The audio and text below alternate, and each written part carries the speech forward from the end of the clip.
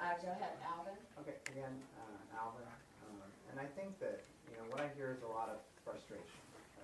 How do we take action? How do we make real change as we see defeat after defeat, things being rolled back, even things as uncontroversial as energy efficiency. And I think that to have an effective strategy, we have to get rid of the delusion that people are going to do right. And that our elected officials are working for us to do right by us. And that, we show, okay, here's the evidence. Here's the rational evidence of how good it is for business, how good it is for jobs, how good it is for people's health. At the end of the day, if they're benefiting, which they are, then it doesn't matter, because they're working for their own self-interest. So I think as citizens, as humans, as people, we have to come together and understand that they're not going to do right, and that it's up to us to do something. I mean, today, there are people in New York City doing the biggest climate march ever in the United States, or tomorrow. And I guess along with those, there are also acts of not just submitting petitions, but civil disobedience and other direct action. And I guess we have to ask ourselves, what will it really take to challenge people who are in power, to change policies, or just change the realities that we're faced with. I think a lot of that has to do with how can we work together. And I think it's challenging when it starts with facts and policies to say, okay, let's all get behind one banner, so much as, how do we build a movement of people who know each other and can work together.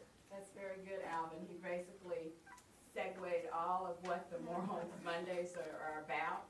And no matter what your lens is as it relates to your spirituality or your nationality or what have you, if you're passionate about really any of the different issues, but since this is an environmental justice group, if we're passionate about it, then we're supposed to be willing to basically speak truth to power and be willing to lay down in disobedience and to be in the General Assembly all in their face about whatever it is that we decide that we're advocating for.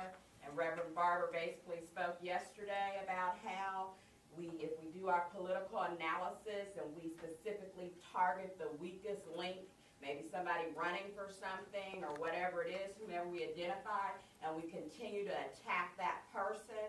We do our social media campaign, we do our regular media, if they'll cover us campaign, and he's got dramatizations with carrying coffins.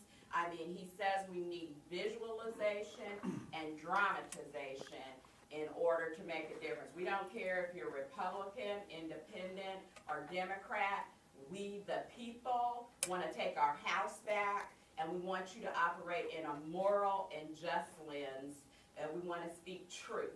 And so that's what this is about. If you're down for that, then we're hoping when we email you later on that you will hear the call and that you will continue to advocate in this space, because and I know we have some committed people that never get credit for all the work, whether it's grassroots, top roots, or whatever.